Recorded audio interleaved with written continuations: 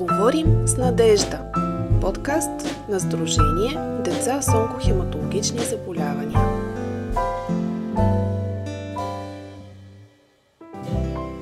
Здравейте!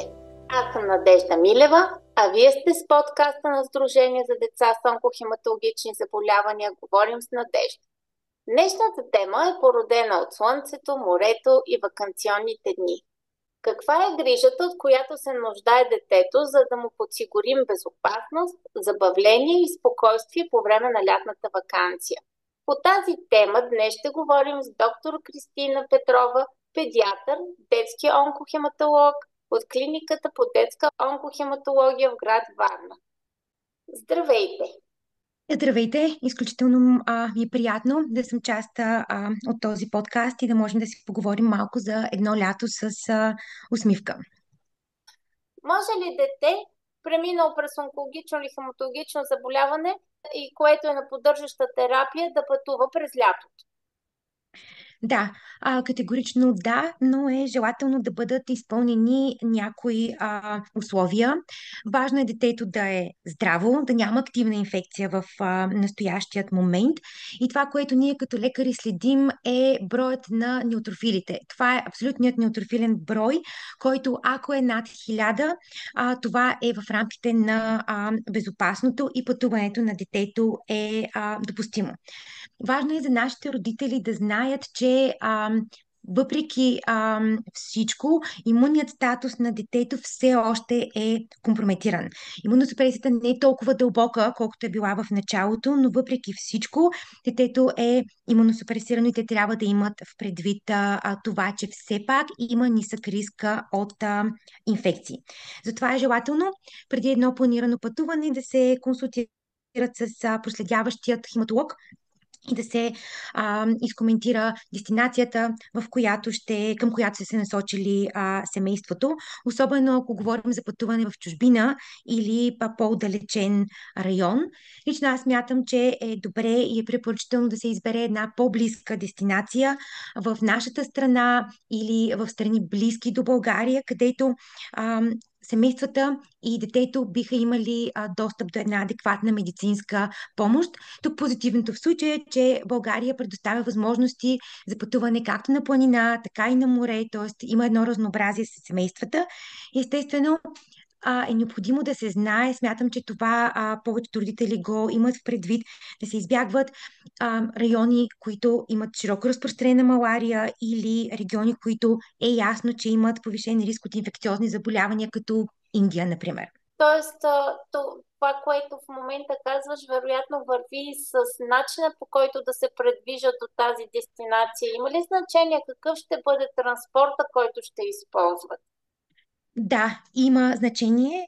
Би било добре и това да е автомобил или самолет. Това са допустимите възможности, желателните ни възможности за транспортиране, като важно е да е съобразена хигиената, достъпа до медицинска помощ и това, което лично аз препоръчвам е да се избягват по-дълги пътувания с автобуси, влакове, тъй като тук имаме затворени помещения с по-дълъг контакт, с по-близък обикновено с хора. И това повишава риска, естествено, от инфекции.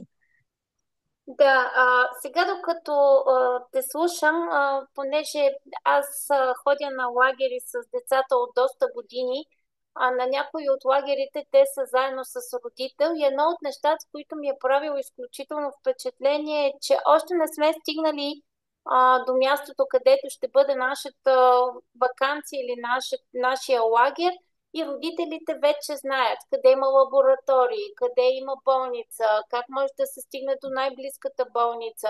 И на мен ми е интересно, това параноя ли е или е нещо, което е изключително важно? Какво би казала за това? Не смятам, че е параноя, по-скоро смятам, че е абсолютно нормално, дори е желателно и нещо, което аз съветвам родителите, с които съм работила, които проследявам, чието деца проследявам, така че смятам, че е абсолютно нормално да се провери къде е най-близкото медицинско заведение, предварително, не в ситуация на стрес или лаборатория, тъй като много често децата с остра левкемия имат нужда от кръвни картини в хода на проследяващото лечение.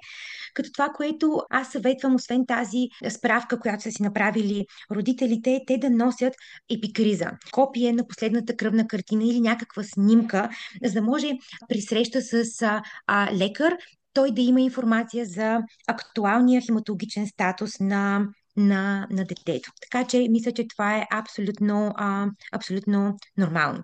Също така смятам, че е добре да имат информация не само за близко разположените медицински заведения, но и контакт на клиниката, в която са се лекували, в която се проследяват, на техният лекуващ лекар, на лекар, който ги проследява, с тази оговорка обаче, че би могло в този момент и техният лекар да е на почивка. Така че е важно и това да се съобрази, според мен. Тоест, има един много важен списък, който върви с родителя и детето, когато пътуват и може би, т.е. не може би, ние ще го сложим веднага след подкаста, за да може родителите да го ползват, ако им е полезен. Да, това са задължителните медикаменти, които трябва да пътуват и не само медикаменти в аптечката на детето, като това, което бих казала аз е на първо място са химиотерапевтичните медикаменти, които детето си приема.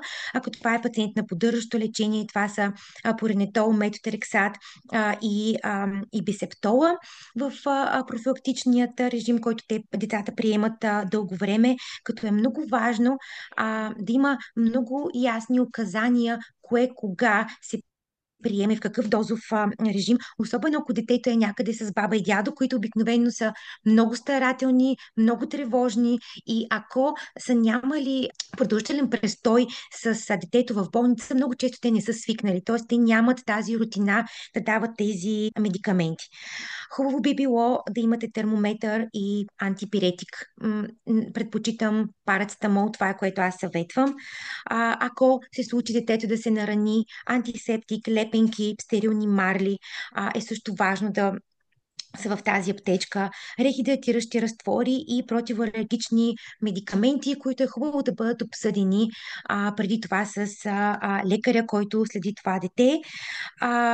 Относно антибиотика, освен бисептола, който е част от рутината на нашите пациенти, зависи колко далечно е пътуването, колко бърз би бил достъп до лечебно заведение. Но лично аз смятам, че би било добре, ако сме в отдалечено място, да си имаме антибиотик при евентуален фебрилитет, докато се стигне до болница, да се започне този антибиотик. По отношение на епикризата, моят съвет е, ако пътувате в чужбина, да е преведена на английски език тази епикриза или ако ще е по-дълъг престоя в чужбина в рамките на лятната ваканция, нека да има едно кратко писмо, резюме, нещо подготвено от лекуващия лекар, за да може екипа в клиниката, в която евентуално детето ще попадне, да може бързо да се ориентира на какъв етап е, какви усложнения е имало и да може да реагира адекватно. Като това, което ми се искаше да отбележа тук за родителите, че е хубаво да дават медикаментите по едно и също време.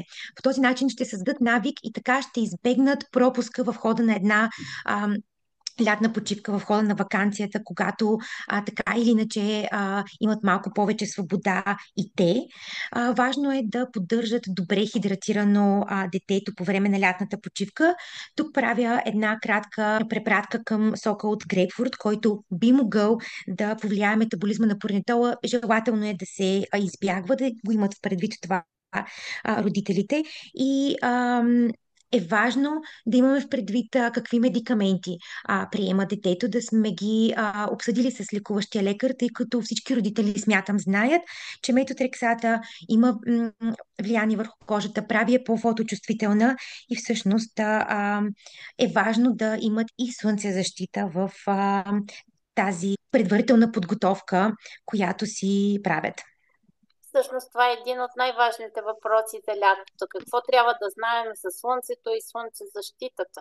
Да, това е изключително важно за пациентите, които преминали лечение с химиотерапевтични медикаменти или са провели лъчелечение, и особено тези, които продължават да приемат химиотерапевтични медикаменти, тъй като голяма част от лекарствата, които ние използваме, правят кожата по-чувствителна към слънцето, склонна към изгаряния и съответно увреждане от ултравиолетовите лъчи. Един от тези медикаменти е метотрексата, който част от пациентите приемат веднъж в седмицата. Това е един класически причинител на фототоксичност, би могъл да доведе до фотодерматит. И още взето, важно е за родителите да знаят, че тази реакция може и да е закъсняла, да стане 1 до 3 дни след излагането. Също така, 6-меркаптопурина. Това е друг медикамент, който дори на почивка пациентите понякога приемат всеки ден. От него също са съобщавани фоточувствителни реакции. Бисептола, антибиотик, който те приемат в хода на профилактиката към различни инфекции, също би могъл да е фотосенсибилизиращ и всъщност много често тази чувствителност е дори няколко дни след спирането на лекарството, което също е важно да се има в предвид. И също така е важно да се каже, че в комбинацията си тези медикаменти също водят до една по-висока, допълнително по-висока чувствителност към слънцето. Има още различни медикаменти, като цитарабин, това е алексана, доксоробицин, които дори до няколко седмици след приключване на употребата на тези медикаменти, те продължават да носят след себе си повишен риск от фоточувствителност, от пигментации, особено децата, които са с по-светла кожа.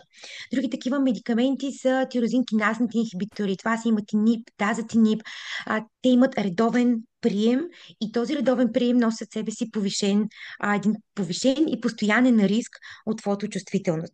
Всъщност, докато слушам всички тези рискове, които има за кожата на едно дете, започнах от ролята си на родител да казвам не, моето дете няма да излиза от вкъщи. Край.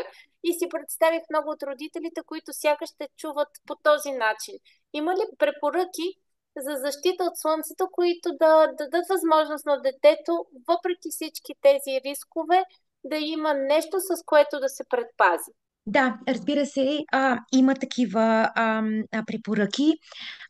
След като изкоментирахме рисковете, стигаме и до препоръките. Значи, препоръките, които ще ви споделя сега, важат дори за деца са си общо приети препоръки за защита от слънце, като да се ясно ще избегнете 11 и 16 часа.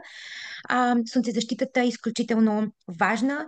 Обикновено препоръчваме 50 фактор, като когато ни питат родителите какъв крем да избера, какъв слънцезащитен крем да се снабдя с какъв крем. Обикновено това, което аз препоръчвам е минералните слънцезащитни кремове, които съдържат цинков оксид или титанов оксид. Те са много по-нежни към тази чувствителна кожа и риска от алергични реакции е по-малък. Хубаво би било децата да носят и защитно облекло.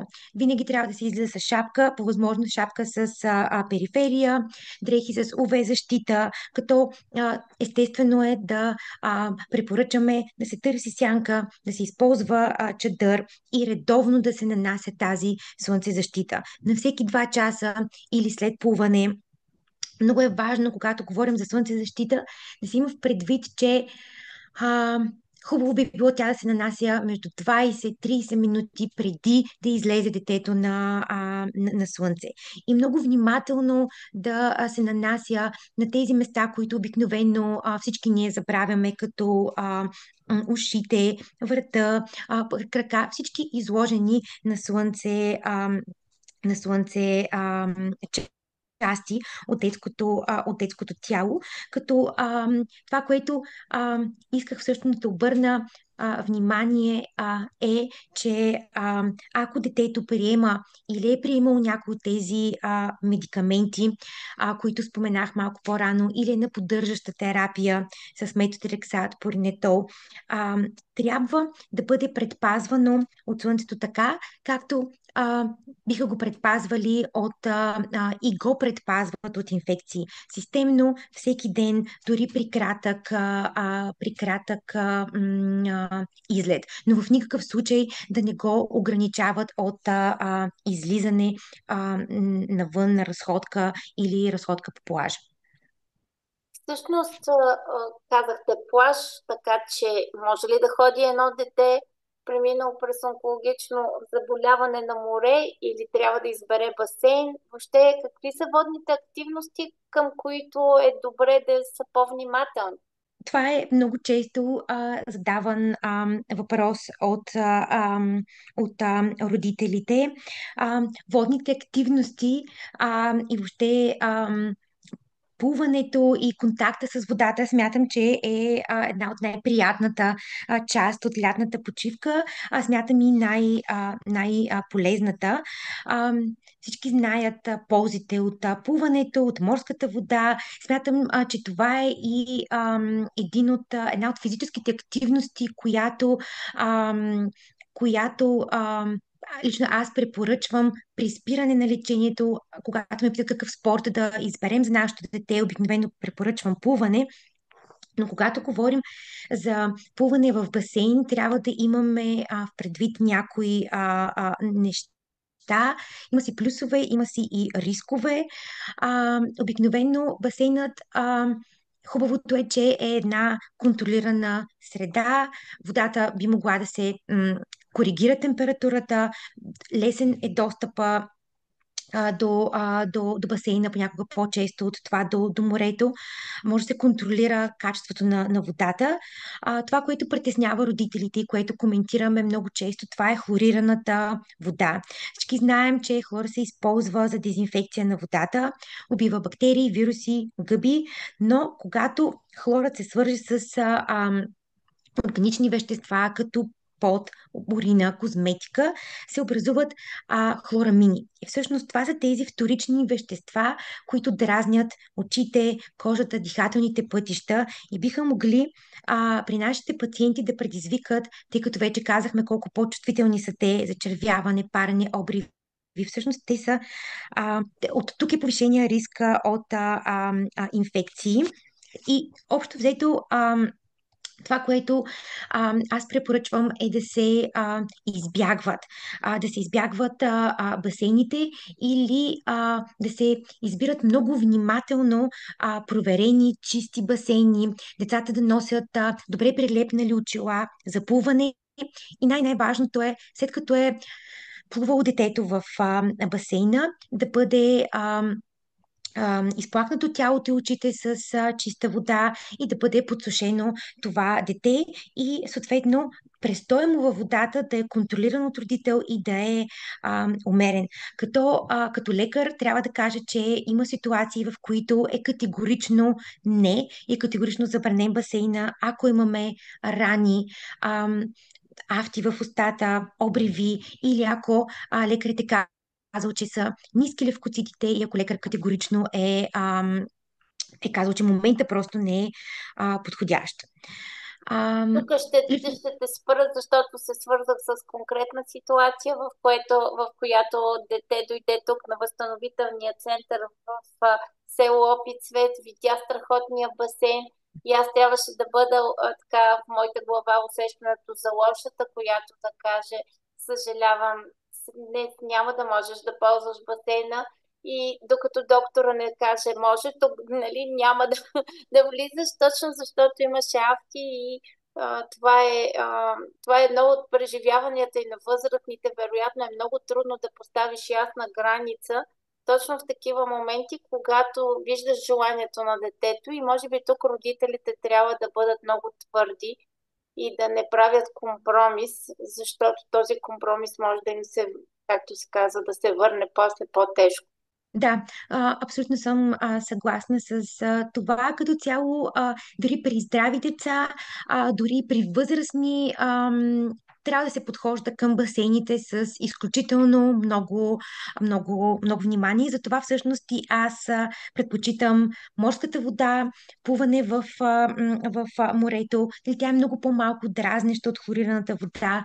Всички знаем как съдържа естествени соли и минерали, които имат един успокояващ ефект върху кожата. Може би всеки, който е имал рана като дете, докато е бил на почивка, си спомня как са му обяснили, че морската вода лекува и как раната ще заздравее по-бързо. Важно е всъщност и това, че бактериалната плътност на морската вода е много по-ниска в сравнение с закрити басейни. Когато се подготвях за този подкаст и когато си правех проучването, открих нещо, което не се бях замислила, нещо много логично, че всъщност а, рисковано е, кога трябва да внимаваме, е именно след дъжд. Тъй като морската вода би могла да се замърси от едни дъждовни оттоци, канализации, всички тези бактерии, които минават от сушата и се вливат в водата, така че тогава са моментите, когато родителите трябва да са по-предпазливи. Дни след дъжд, 24 до 48 часа е хубаво да се избягва влизането в морето. Според мен е добре, когато се посещава плаж и когато се планира детето да влиза в водата, това да са официално охраняеми плажове. И да са плажове с проверено качество на водата. И пак тук е ролята на родителя да ограничи престоя на детето в водата. 15-20 минути и отново същите съвети. Подсушава се, след което се изплаква с чиста вода и отново се нанася слънцезащитата. Зависи в кой район ще се провежда лятната почивка. Трябва да си има в предвид медузи, морските ралежи. Нали, това пак са неща, които родителите обикновено проверяват преди това, т.е. може да се наложи специални обувки за децата да ходят по плажа. И тук пак имаме едно категорично не, кога не е желателно да се влиза в морето. Мисля, че е ясно наистина за всеки родител, който е прекарал толкова време с детето си, го е наблюдавал при рани, при обриви и когато имаме някакви промени по кожата или рани в областта на портовете на децата. Така че това са моментите, които смятам всеки родител е абсолютно неясно, че тогава не се влиза в водата. Добре. Ами, минахме водата, обаче аз се замислих, че водата върви с храната. Всъщност, трябва ли да има нещо, което родителят да знае и да е по-внимателен, когато отива на почивка и там, както се казва, рано или късно огладняваме. Все ще се стигне до храната. Какво трябва да знаем за нея? А, Трябва да знаем, че винаги трябва да подхождаме с внимание към това какво ще предложим на децата. А, Ясно е за всички, за мен също е така, че домашно приготвената храна е много по-полезна, много по-приятна за семейството, за децата, отколкото храната по заведения. Но въпреки всичко, лято е, хората се събират и много често социалният момент на почивката е това да седнат на заведение, да се хранят отвън. Хубаво е това да е едно заведение, което е с прясно приготвена храна, доказано чисти заведения, предварително проверени. Общо това са съветите, които давам на моите пациенти. Съветвам ги да избягват така наречената стрит фуд, храна, която се приготвя на улицата или храна, която е престояла неизвестно количество време някъде изложена или в заведение с нисък хигиенен контрол. Това, което съветвам родителите и пациентите да обърнат внимание на хидратацията. Да пият много вода, тъй като горещините, лечението и като цяло възстановяването, което ние наблюдаваме в хода на поддържащото лечение или вече след спряна терапия, то има нужда от течности, от добре хидратиран организъм, както обичам да казвам аз. Така че това е което лично аз препоръчвам. И естествено, като а, педиатър не мога да не кажа да се избягват подсладени и газирани напитки. Не смятам, че има нещо полезно в... Те не вървят с лятото. Те вървят по принцип е добре да ги избягваме. Да, смятам, че това е нещо, което нали, аз винаги повтарям. Неща, които много често са говорени с родителите и мисля, че те много добре знаят да се избягват суровите меса, суровата риба, суши, тартар. Мисля, че това са неща, които е излишно да бъдат споменавани на нашите пациенти или на родителите. Безопасността на храната е най-важният приоритет, като пак се има в предвид, че при въпросният абсолютен неутрофилен брой над 1000 може нали, да разширим приема, но отново добре изготвена храна, разнообразна, плодове и зеленчуци, които са разнообразни през летния сезон. Мисля, че а, това са моите препоръки относно храненето. Много благодаря. Няма как да не минем и през още нещо, тъй като морето е едно прекрасно място, в планината също, но вечер обикновено така, усещането е за нападение от комари и съответно може ли да се ползват репеленти за деца и въобще подходящо ли е, как се обезопасяват от нападението от насекоми децата в този момент? Това е изключително добър въпрос. Много благодаря за него, защото мислейки за нашия разговор и за това какво биха евентуално попитали родителите, ми прави впечатление, че всъщност това не е толкова често задаван въпрос. Виждайки децата веднъж в месеца или по време на проследяващи визити, виждаме изключително много ухапвания от всякакъв вид насекоми. Така че смятам, че това е тема, по която трябва да се говори с родителите. Репелентите всъщност са само един от начините за предпазване от насекоми и всъщност е важно да се знае, че при употребата им ние се предпазваме от хапещите насекоми. Това са комарите, кръжи, пухи, мухи, но няма да ни защитят до толкова от жилищите насекоми, като пчели и оси. Затова ще поговорим и за другите методи за защита. Най-разнообразно количество репеленти има на пазара под най-различна форма, като аерозол, спрей, течни, стикове, кремове. Искам да обърна внимание на родителите когато избират репелент, да обръщат внимание на активната съставка, в каква концентрация е тя и естествено възрастта на детето им. Подходящите активни съставки за деца, те са няколко. Единият и най-ефективен, най-често използван репелент, това е DEET, така наречен DEET, който обикновено е в концентрация от 10 до 30% и тогава е подходящ за деца на 2-годишна възраст, но ако ще се използва в по-ниска възраст, е добре да е в по-ниска, под 10% концентрация. Обикновено ще ни осигури една защита от комари между 2 и 8 часа. Алтернатива на този ДИТ с добър профил на безопасност, по-малко дразнене на кожата, което би било доста важно за нашите пациенти и без тази характерна миризма, която има ДИД, това е пикаридин, който е една чудесна алтернатива особено за по-чувствителни деца, които ги дразнят все още миризмите след химиотерапия. Друг, доста нежен към кожата, с добра поносимост, синтетичен инсектицид. Това е ER 3535. Всъщност това е един етил-бутил-ацетил-аминопропионат. Както пак казвам, синтетичен препарат, който е включен, това беше ново и за мен, включен е в някои детски продукти, например Altan Family.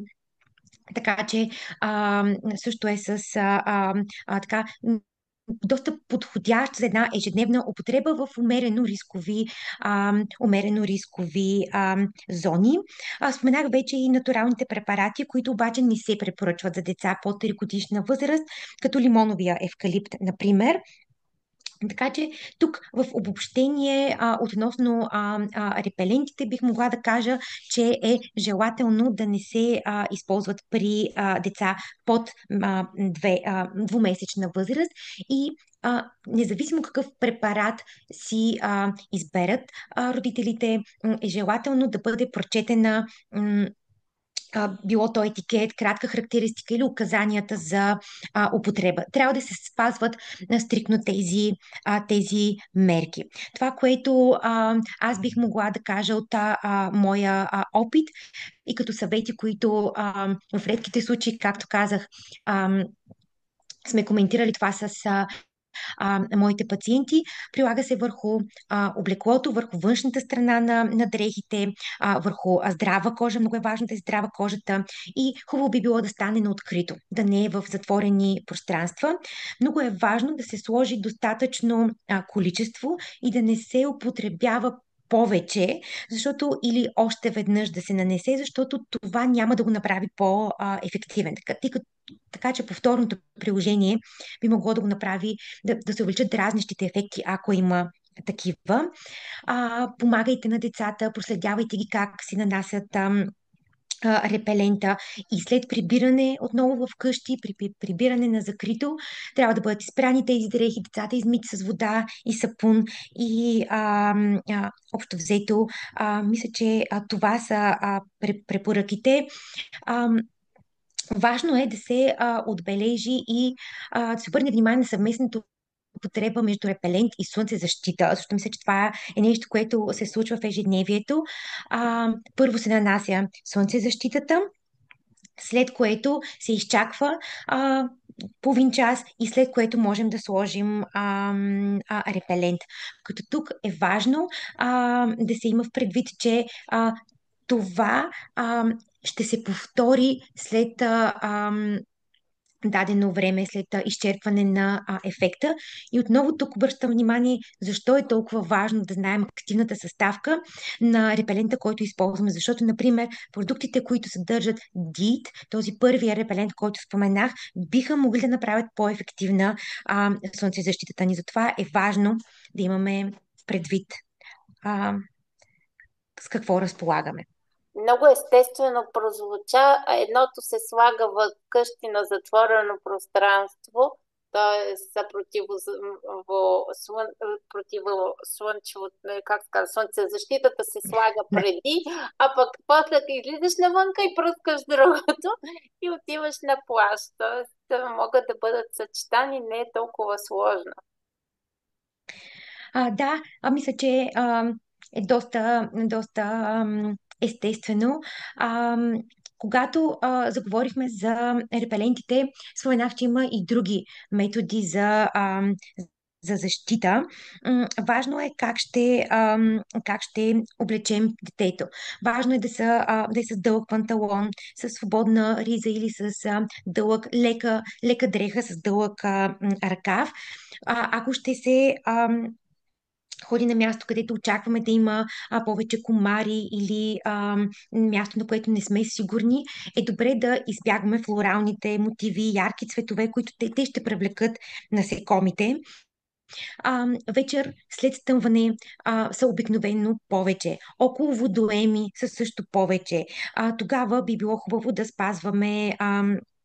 спазваме тези мерки. Ако детето е в детска количка, е хубаво да има мрежа против насекоми или ако ще се спи някъде, било то на хотел или в някаква вила, хубаво е да има мрежа против комари, т.е. да попитат предварително родителите, да се информират горе-долу къде ще пренощуват. Друг метод е да се избегнат ароматизиращи сапуни, различни аромати, с които би могло да е напръскано детето, които ще привлекат още комарите. И смятам, че нещо, на което трябва да се обръща много внимание на родителите по време на лятото е вечер преди лягане или преди баня да се огледа детето голо за кърлежи, особено в район, в който те са на лице или ако се е играло на открито. И нещо, което мисля, че вече стана дума, овощни градини, водоеми, застояли локви, вода, цветни лихи. Това са неща, около които е желателно нашите деца, пациентите да не си играят, да не се движат много около тях. И всъщност това, което би ми се искало да кажа в заключение по темата е, че всъщност е добре да се използва репелент, който е дерматологично тестван, одобрен за деца, с една средна концентрация, да се използва умерено, целенасочено, както казахме, навън, преди разходка. И не бива да се гледа на този репелент като нещо, някакъв лукс или нещо, което би могло да е излишно. Той е част от защитата на детето. Много е важно детето, което е било лекувано по повод на онкологично заболяване или продължава да приема терапия, да се предпазва от ожилвания и отхапвания от насекоми, тъй като могат да протекат по-тежко при нашите пациенти. И въпреки това, всички тези мерки са спазени, обаче, примерно, детето го ожилва уса. Трябва ли да имаме нещо предвид? Казвам го, защото ни се случи съвсем скоро и трябваше много бързо да реагираме, така че това според мен е част от тревогата на родителите, когато нещо не могат да предпазят. Да, за жалост това се случва. Важно е родителите да се опитат да запазят спокойствие, да действат бързо. Смятам, че родителите на децата с онкохематологични заболявания са достатъчно обучени и са достатъчно опитни да оценят състоянието на детето си незабавно. Мисля, че те са тренирани за това. Въпросите, на които трябва да се отговорят е: има ли затруднено дишане, има ли подуване на лице, устни, езика, има ли обрив, повръщане, замаяност или загуба на съзнание. И ако отговорът на някои от тези въпроси е да, тогава незабавно трябва да се потърси медицинска спешна помощ, тъй като е възможна анафилактична реакция и която да наложи болнично лечение, проследяване, приложение на адреналин. Какво биха могли да направят родителите на място, на терен при една по-лека реакция? Да отстранят жилото. Могат да го изтърпат съвсем внимателно с сърце или с пинцета, без да го стискат, тъй като ще се впръска повече отрова. Мястото трябва да го измият както при всяка рана с вода и сапун, за да се намали риска от инфекция и съответно поставяме лед или студен компрес за няколко 10-15 минути, за да се намали оттока. Това е което могат да направят. Тук е момента, в който да си извадят противоалергичния медикамент от аптечката и да го дадат на детето. И би могло да си сложат, ето тук е нещо, което пропуснахме да споменем в аптечката. Това са тези гелчета за след охапване, които намаляват сърбежа, които също биха могли да си имат в аптечката, в чантата за път, като много е важно, това е което аз съветвам родителите и пациентите да знаят в какви ситуации трябва да се обадят на своя лекуващ лекар, ако реакцията е много силна местна реакция с отток, който е над 10 см и се увеличава, ако има много ожилвания или повторно за кратък период, ако се зачерви, детето вдигне температура, възможно е да е станала инфекция.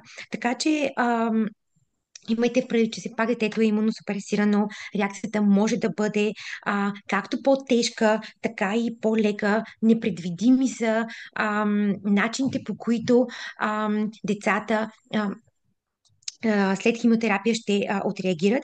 Така че е добре да наблюдават родителите децата си, детето поне два часа, тъй като някои реакции могат да се развият и малко по късно.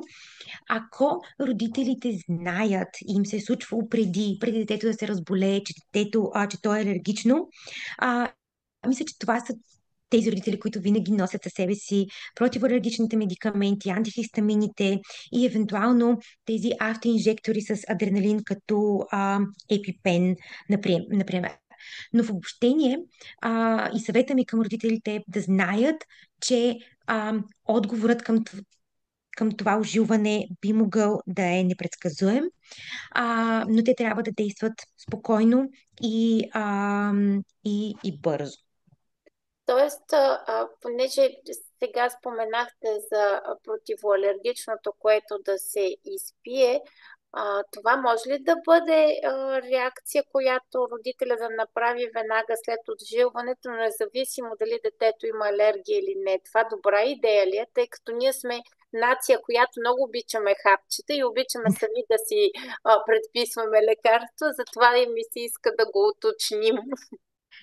Да, това е нещо, което ми е правило впечатление и съм мислила по темата как български родител е най-подготвения с най-богатата аптечка и с помислила е за всяка ситуация. Така че да, смятам, че е удачно един-два дни след ожилване да се даде този медикамент. По никакъв начин няма да навреди на детето, дори да няма реакция. Това, което бих аз посъветвала, ако ми се обадят по телефона и ми разкажат какво се е случило. Да, много благодаря. И една така последна малко като разкош, накрая оставихме тази тема, но тя си върви с лятото и почивките и всъщност е често срещан риск появата на диария или повръщане. Какво да правим с децата, когато се появи това на лятна почивка? Да, това е също много актуален проблем по време на летният сезон. Тук отново смятам, че родителят трябва да запази спокойствие, да се погрижи за добрата хидратация и вече говорим за рехидратация на своето дете, да предлага малки количества вода или въпросните рехидратиращи, това са едни електролитни разтвори, които си е донесъл на малки глътки през 5-10 минути, може да предложи чай, подсладен, бистър супа, да се опита да хидратира детето доколкото е възможно. Категорично не се приемат на мляко, на газирани напитки и на подсладени сокове. Като тук най-важното е отново и мисля, че това е нещо, на което, пак казвам, това са тренирани, опитни родители да проследят детето и да знаят кога всъщност трябва да се обърнат към лекар. Ако имаме едно интензивно повръщане, повече от 3 пъти за 1-2 часа, диарични изхождания, водниста диария, повече от 4-5 пъти на ден, задължително ако има сулс или кръв в изхожданията, при висока температура над 38,5 градуса, особено ако се задържа няколко дни. Естествено да следят за признаци на обезводняване, суха кожа, суха устна лигавица, отпуснати деца, които уринират малко, които имат по-тъмна урина. Това са ситуации, в които спешно трябва да се потърси помощ. Ако се повръща всичко, което е приело детето, дори водата или тези разтвори, които се предлагат, тогава смятам, че трябва да бъде уведомен лекуващият екип и да се потърси всъщност най-близкото лечебно заведение, което така или иначе вече е установено кое е. Това не е ситуация, в която трябва да се пътува обратно до клиниката, в която детето се проследява. Не е необходимо в никакъв случай. Така че това, което всъщност аз бих посъветвала родителите е, че въпреки че лятото едно време за почивка, за по-свободен режим. Риска е реален от домашни инфекции, от вирусни чревни инфекции, така че не бива да подценяват. Смятам и, че няма родител, който би подценил диария и повръщане. А, и да знае, че децата са по-склонни и по-бързо може да се стигне до обезводняване и осложнения, така че да действат отново спокойно, но на време да се организират и да се предвижат до лечебното заведение. Много благодаря за всичко, което казахте до този момент и всъщност мисля, че изчерпахме доста голяма палитра от рискове, но и от грижа. Какво бихте казали в заключение за нашата среща? Това, което бих искала да кажа е, че лятото е един период, в който трябва да се насладим на на нашата вакансия, но с една грижа за здравето. Аз мятам, че неизвестността плаши повече, бъдейки информирани и знаейки какви са рисковете, много по-реално могат да оценят ситуацията и да вземат как да кажа, да не е някакъв нерационален страх. В заключение бих искала да кажа, че по време на летният сезон е важно да се съчетае радостта от вакансията, радостта от свободата и почивката с грижата за здравето. И всъщност вниманието към храната, към хигиената, към режима на детето, това не означава ограничения, а това би ни дало дори една по-голяма свобода и една възможност детето безопасно да се наслади на лятото. И всички неща, които изговорих за различните медикаменти, за различните репеленти. Всичко това го разказах на родителите с идеята да са информирани, да няма неизвестност и така много трезво да могат да преценят ситуацията и да реагират, без да има излишен нерационален страх от каквото и да било. И това всъщност би могло да донесе удоволствието от вакансията. Както се казва в една приказка, вярвай в Господ, но си връзвай магарето. Или оня момент, в който колкото и да вярваш в Господ, колкото и да си моляш се в църквата, не забравяй, че когато излезеш навънка и те чака магарето, трябва да си го завързал, за да не ти избяга. И всъщност днес успяхме да дадем доста въжета, но това пък, с което аз имам нуждата да завърша нещата ни среща, че посланието към родителите наистина е много в посока да се подсигури необходимото, да се спазват правилата, но когато сте се средоточили във времето за почивка с детето си и с семейството си, дайте право тя да съществува. Всички тези неща, които до сега чухме, са изключително важни да бъдат подготвени, да бъдат проверени, ако има някоя от тези симптоматики, но да не бъдете фиксирани върху това, дали във всеки един момент всичко е обезопасено, дали всичко сте взели, дали всичко, което се случва с детето, е правилно или неправилно, защото така фокуса ще бъде преместен от забавлението и релакса, а вие също, като всеки един родител, има право на своята почивка, така че наслаждавайте и се. Лято е все пак. Вие бяхте с подкаста Говорим с Надежда. Аз съм Надежда Милева, а с мен днес бе прекрасната лекарка Кристина Петрова.